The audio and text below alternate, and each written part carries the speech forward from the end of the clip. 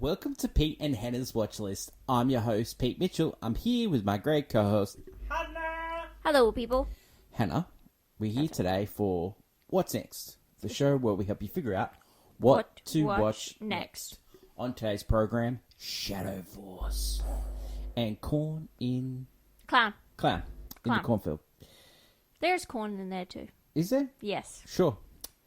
But before we begin, let us tell the viewers and the listeners what they should do. Please leave a like and subscribe to our channel. Subscribe. Leave a comment down below your feedback on the show, your thoughts, questions, your comments, your queries, all that jazz in the comments, please. Hit the notification button and you'll get great content like this one, including What's Next, the show you're watching now. Tomorrow, AFI Top 100 10-year visited high noon. Wow. Yeah. Gary Cooper. And movie news. And this week, we're doing the Tom Cruise draft. Ah, yes. Me versus you, battle it out. I have in preparation of Mission Impossible so funny. Final Reckoning. I have the worst opinions on Tom Cruise movies. You do? Yep. Hannah, let us get on to today's show, and we'll start off with Shadow Force. Oh. Stars Kerry Washington, Omar Sy, Divine Joy Randolph, Mark Strong, Academy Award winner. Not Mark Strong. No. Divine John Randolph. But maybe Mark Strong should. The elevator for this movie is two spies fall in love when they're not supposed to, go on the run, have a kid, and then they... are being hunted down by that same force. Wait, have you heard that movie before? Yeah, it was back in action. Jamie Foxx and Cameron Diaz. Hannah. Yes. This movie is directed by Joe Carnan, who did The A-Team. Wow, you're a big fan. I love A-Team. Yeah. This movie is... Well, it is... Okay, it's got a lot of elements here. Yeah, so reasons to see this movie, right? It's got a great cast. Great cast. Great chemistry. Between Kerry Washington and Omar Sy. And the kid in this? The kid, yeah. They also have wonderful, a music selection. They have a love for Lionel Richie in this movie, which I adore. It has really great emotional moments. A lot of time with the family aspect in spy movies, you kind of hate the family. You get annoyed by the kids. They're like weak points. But in this, you feel for that family. You want them to be together. You want them to get on and succeed. The kid was called Jahil Kamara. He was 828 Child Charlie in Manifest. You're like Manifest. Oh, yeah. I was there for Manifest. Man, this movie. It just has some great parts, but it's unfortunately weighed down by the fact it doesn't look like a movie. Yeah. The poster, the whole, the name Shadow Force, while being super cool. The action set pieces look really cool. Yes, there's this whole speedboat chase thing going on. That was great. And then they even have this climactic, wonderful moment where they play a Lionel Richie song again. Predictable, but perfect in a movie like this, because it was building on this, relationship between the main characters. And yeah, there were some cheesy moments. I think the humor and writing is really bad, because you have Divine Joy Randolph and you have Mark Strong, and they're trying to be funny, and I feel like that's too much. A lot of their dialogue's really bad, so when they're being funny, it's awkward, and it's very tonally different to the emotional weight of Kerry Washington and Omar Sy's characters, who are really having this whole family drama that works. Speaking of Kerry Washington, we joked about this, that she played the blind girl in Fantastic Four, Silver Surfer, and she was in the first one too. Was she in the first one too? He gets with her in the first one at the end, remember? Yeah, true.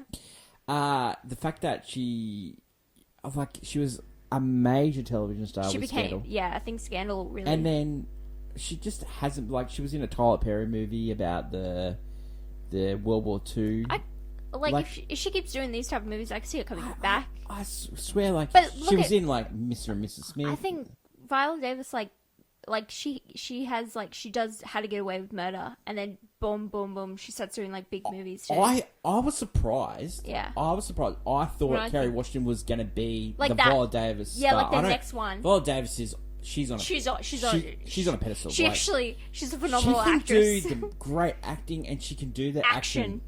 She's great in Woman King. She's great in G20. Yes. And then Kerry Washington, noticeably in this movie, like, she's doing some action. Really good. She's really good emotionally. Like, she has this great commitment. She's got that. She's always like, she's had that. Yeah. So it's really great to see in this movie. Chemistry of Doma Sai is powerful. And that's the thing, that there's this really great chemistry and this really great thing. Yeah. But this movie, it looks like it's a TV movie. It looks like a streaming movie. It looks like it was made in a back alley somewhere sometimes. And it's not anyone's fault. It's just, sometimes movies look like that. And to make a movie like that and not go straight to streaming but have a release window seems weird. Like, it doesn't look like it should have one. I mean, its literal name is Shadow Force. I like this movie. I like this movie a lot. It's just so... It's weird. It stops itself from being better than it should be. I thought the first half of this movie is excellent. Yeah, but I even like the second half because while it's predictable, it's still working for me. They're just... It's just when you get to those elements of the... You know, double crossing nature's alright, but the humor and some of the characters just feel weirdly pop. Like Mark Strong, love him, but he's so weird in this movie. Like the weirdest he's been. He played a weirdly better villain in Shazam. He did. In the first Shazam movie, he's actually a really great villain. Great villain. And I feel like he's trying to emulate some of that in this movie, but it doesn't work. It plays off really weird, and he Would you recommend this for people? Honestly, if you find this movie on streaming, I 100% recommend. Oh, it's gonna be a number one movie on streaming when it comes to. It's so entertaining. And Kerry Washington, like, people will be like, "Oh yeah, Scandal." Yeah. And Almost like Lupin. Oh yeah, Lupin. Yes. Yeah. And Mark Strong. People like Take Me Home, Country Road. What are you gonna give it rating? I feel like it almost deserves it, but it's more of a I played on my phone. Like it almost like if it was a better movie, it deserves. I think it's played on my phone. But so I played on my phone. Shadow Force is in Australian cinemas now. It's hard to know where it is in the rest of the world. If you find it, you should watch it because if you just for like the chemistry alone between Emma and if you thought like, oh, Back in Action, I liked it, but I wish it was a little bit more. This is that little bit more. Jahil Kamara, mate, that kid can act. That kid was so good. So good. Yeah. Like, you know how kids can be annoying in movies? He wasn't. But that's the thing. Usually the kid is like the worst part. Yeah. But that was the best. Not this one. That was one of the best parts of this movie. Let's get on to the next movie. And the next movie is Clown in the Cornfield. Now, the elevator pitch for this movie. Mm-hmm. There's a town that created corn syrup that is falling apart. And a doctor and his young daughter, come to town. And they've got like a sorted past as well. And she's trying to fit in with these most popular kids, and they make YouTube horror movies starring the clown. Frendo. But then Frendo starts attacking them. Oh. Reasons to see this. This movie is a dark comedy. Of course. It looks like it when you watch the show. Laugh out loud. Because they're all being stupid. It is directed by Eli Craig, who did Tucker versus Evil. Tucker and Dale versus Evil. Yes. So he's done a few of these dark comedies. Those ones, yeah. Will Sasso was in that one. He's in this one as well. I love Will Sasso. He's great. Kevin Durant, who's played the baddie in heaps of movies. He's in this as well. The main actress in this is Katie Douglas, who plays Quinn. And the male lead is Carson McCormack. Yeah. And now Carson McCormack in this movie, he plays like the sort of like the love interest of Quinn, and he's sort of like the founder's son. Oh, and he's sort of like a screw up sort of guy, and everyone's sort of chasing him, you know. There's just laugh out moments in this, like the dad's going for mayor and there's like 12 signs on his lawn and all this, like it's just, I don't know, it's just weird. Stupid. Movie. Just like, just so stupid. Like there's some great blood bits just here. Popcorn. Yeah, the clowns are funny. Like the clowns killing people are funny. Some people don't love clowns, but yes, for those who enjoy a good funny death. You might remember Carson McCormack being the bully kid in Shazam. He's the one that he gets his car upended. Yeah. Okay. Yeah. So, what else to say about this movie? I didn't like any of the characters. No. The writing was weak. Yep. But I love this movie.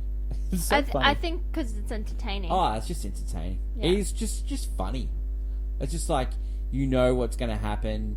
The plot is so weak and stuff like that. But it's just, I don't know, the kills are funny. There's like a weight scene kill. You got to have like a sports kill. There's the little Jack in the Box is everywhere at every little killing, and so like the Jack calling card. Yeah, it's a calling card, and yeah, it's just some funny like there's like just weird stuff like the daughter can't drive stick, and that plays later, and she goes, when your dad tells you he will teach you how to play you stick, you do it. You know, just all this stuff. Like she's trying to get away from these clowns. She can't drive stick. Just funny stuff like that. The baddies in this movie are so outlandish. You need that in these ones. Yeah, there's no thought. It's just fun. Yeah, that's it. Yeah, it's just like they're also playing with like the modern culture as well with like the YouTube stuff. Yeah, and you know, this generation's the worst. You know, they always need to do that. Like they did that in a lot more slashers are doing that. Yeah. Yeah, well, they did that in Scream as well. Like, you know, this. Scream. Yeah, this. Yep. Oh yeah, when they started, they start posting about about her being. It's... Did I like this movie? Yes, I did. Do I recommend this movie for people? No, it's not a recommend. I can't recommend it. It's my personal funniest. Like, there was probably like 10 people in the cinema when I saw this movie, so 10 more than probably I thought there was going to be. And I laughed out loud. No one else laughed. Yeah. Well, Wilson, I find that when you're in Australia, it's like you're less likely to get a crowd that laughs. We're very much conservative, very quiet, like just watching the film. Not me. Yeah. Oh, I know. I'm right next to you most of the time. Yeah. So. Well, we had I was surprised 10 people actually saw this movie. Like, no one saw Shadow Force when we saw Shadow Force. Yeah. Well, that's the difference. You know, people are willing to spend the money to see a slasher because they know at the end of the day they might see a cool kill, they might laugh at it. You know, they might have good jokes at the end of it. Well, whereas Shadow Force, by all means, you look at something like Shadow Force, there is no way that's going to be good. Well. Yeah, like these slasher movies used to go straight to video, and I think now they are the ones making the money. Yeah, I think it went to cinemas because there's just like a dearth in movies going to cinemas these days. Well, think about the crowd that was going to cinemas just a couple of weeks ago. Yeah. We're talking about the Minecrafters. Well, I wouldn't say Minecrafters, but like kids like that who like to just shout out at movies and don't really care about plot. Yeah. Slashes fit in that. I don't mean all slashes. When we saw Thunderbolts, like people behind us were yelling out "chicken jockey" because they've got used to going to movies again. Because you have like who just yell out stupid things to get attention. I don't think it's no coincidence that there are a lot more people going to the movies now because of Minecraft. Well, recently. That's what I'm saying is because you got Minecraft. A lot of people went to see Minecraft, went to see Sinners. And then went to see Sinners, went and saw Thunderbolts. I think people are going back. They're starting to get into like you're having these movies are getting good word of mouth. True. It's that's what's helping movies at the moment. Is that the recent? I wouldn't say Minecraft, but Minecraft got people out to the movies. People did like Minecraft. Minecraft is not. You didn't like Minecraft, Peter. It's not a good movie. If you're going to sit there and tell me Minecraft is a good movie, no, I didn't like Minecraft. Minecraft is the reason we have brain rot and kids cannot think for themselves anymore. Minecraft's good. Yeah, you know. Anyway, you don't even understand. It's just, anyway. Are you saying that that's what's wrong with the next generation? Calm down, girl. It was fine. It was fine. The next generation are going to get just remakes, live action remakes of animated movies. You got Sinners. Animated movies. You got Sinners. Yeah. Like, you know, there's still great directors out there. One or two. No, there's heaps. Christopher Nolan's is still killing strong. He's still young. Yeah. You know? Ryan Coogler. What's the next big movie? Odysseus. No, it's not. No, I meant right now. What's the next big movie? What's the next big movie that's coming out? Yep. You want to say that it is not, you know exactly what it is. Him? From producer Jordan Peele? No, I'm talking about the next big movie. I'm just talking about, like, Stitch is coming out. That's the next big movie people are going to see. No. The next big movie people are going to see is Mission Impossible. We hope so, but... Babes, That's brain rot. That's my brain rot. That's your brain rot. We've been watching... The entity. Because we're doing the Thomas Cruise draft. Yeah. We have been watching all the Mission Impossibles. It's been great. Oh, yeah. It has been fantastic. Yeah. I forget how good these movies are. Some of them are really well done. Like they're all good. Ghost Protocol and... Yeah. The guy that did Incredibles did Ghost Protocol. Yeah, the first Incredibles is incredible. Yeah. Wow. That's great for me. Wow. Which is true. Okay, so Clown in the Cornfield, go back to that. That is non-recommend, and I fell asleep, but I enjoyed it. It's an I fell asleep with, I don't know, good elements. Oh yeah, it's trash, but it's if you're wanting to watch trash. If you want to watch that trash, you can watch that trash. Yeah, that's it. That's it for today's show. You got anything else to say? No. Oh, let's turn this off so we can watch another Tom Cruise movie. Yeah. I love preparing for these drafts. You can watch that draft on Thursday with our movie news segment. We'll also preview Mission Impossible Final Reckoning. That should be great. And Final Destination Bloodlines as well coming out this week. So it's a great week in cinema. Wow. Quiet one this week. Still some good elements. But next week, we're hitting back strong. Yeah, big movies. And AFI Top 100, High Noon with Gary Cooper. And we get to talk about Grace Kelly. I love when we get to talk about Grace Kelly. Before we do that one, there's two movie stars that have never looked better in movies. One, Grace Kelly in To Catch a Thief. And two, Tandy Newton in Mission Impossible 2. Sorry, I was going to say... Both thieves. Yes. What does that say? What? What does that say about me? She was not a thief in... Tandy Newton is a thief. Yeah, but Grace Kelly was not the thief in To Catch a Thief. To Catch a Thief was... That was